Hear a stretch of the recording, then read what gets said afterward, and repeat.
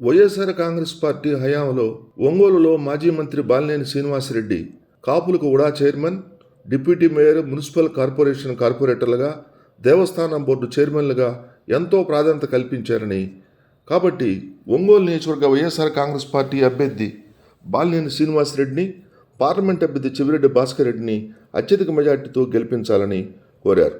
ఈ మీడియా సమావేశంలో కాపు యువసేన నాయకులు దాసరి పిచ్చయ్య, పోగుల మల్లికార్జునరావు, నరసింహశెట్టి, విజయ్ కుమార్, బీరాల మహేష్, పసుపులేటి సీమన్నారాయణ, పసుపులేటి శ్రీనివాసులు, శలమయ్య, గంటా కన్నయ్య, బ్రహ్మ శ్రీరాములు, కర్రి సుబ్బారావు, కర్రి సీను, కర్రి వాసు, కారంశెట్టి నాగార్జున తదితరులు పాల్గొన్నారు. కాపుల ఐక్యత, కాపుల ఐక్యత, జోహార్ వంగవీటి మోహన్ రంగా, జోహార్ వంగవీటి మోహన్ రంగా, జోహార్ వంగవీటి మోహన్ రంగా. రేపు 13వ తారీఖు జరగబోయేటువంటి సార్వత్రిక ఎన్నికలను ఉద్దేశించి రాష్ట్ర కమిటీ, అలాగే ఉమ్మడి ప్రకాశం జిల్లా అన్ని జిల్లాల కమిటీ సభ్యులందరూ కలిసి ఒక సమిష్టి నిర్ణయం తీసుకోవడం జరిగింది.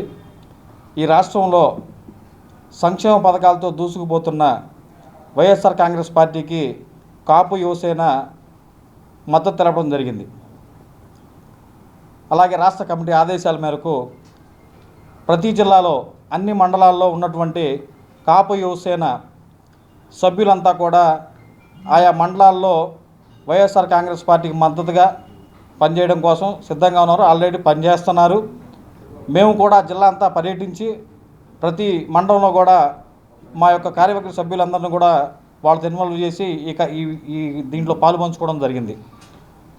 మరి ముఖ్యంగా ఒంగోలు నియోజకవర్గంలో మాకు మా సామాజిక వర్గానికి అత్యంత ప్రాధాన్యత ఇచ్చినటువంటి శ్రీ బాలినేని శ్రీనివాసరెడ్డి గారికి మేము ఎంతో రుణపడి ఉన్నామని చెప్పాలి.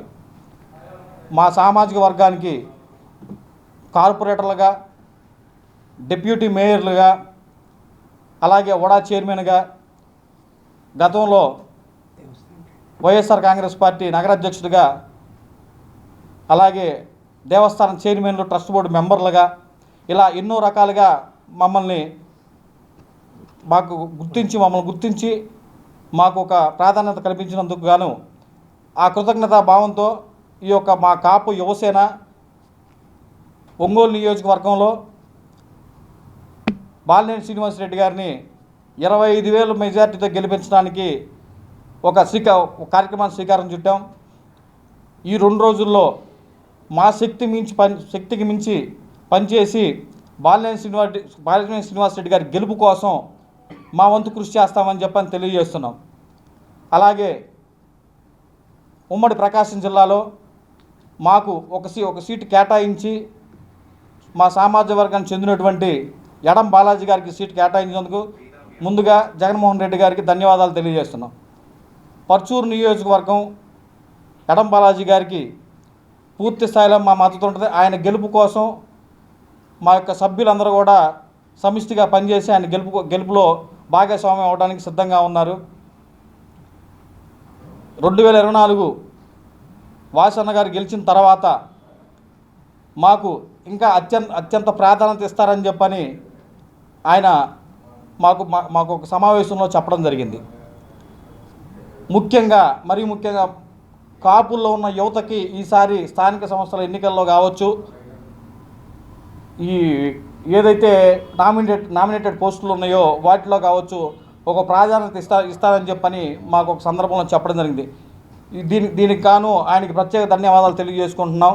కాబట్టి రేపు 13వ తారీఖు జరగబోయే ఎలక్షన్లో బాలినేని శ్రీనివాసరెడ్డి గారికి, అలాగే పార్లమెంట్ అభ్యర్థి చెవిరెడ్డి భాస్కర్ రెడ్డి గారికి మన కాపు కుటుంబ సభ్యుల సోదరులందరూ కూడా తమ ఓట్లు వేసి వాళ్ళని అత్యధిక మెజార్టీతో గెలిపించాలని మిమ్మల్ని మనస్ఫూర్తిగా కోరుకుంటున్నాను. ఈ మీడియా ముఖంగా మిమ్మల్ని అభ్యర్థిస్తున్నాను. అందరికీ ధన్యవాదాలు. ఈరోజు మన జిల్లా కాపు యువజన అధ్యక్షుడు బండా సురేష్ గారి ఆధ్వర్యంలో కాపు ఐక్యత మీటింగ్ పెట్టడం జరిగింది.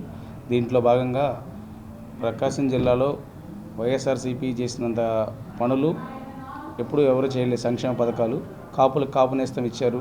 అలాగే ఇళ్ల పట్టాలు కూడా దాదాపు 10,000 మందికి దాకా వచ్చినాయి కాపులకి.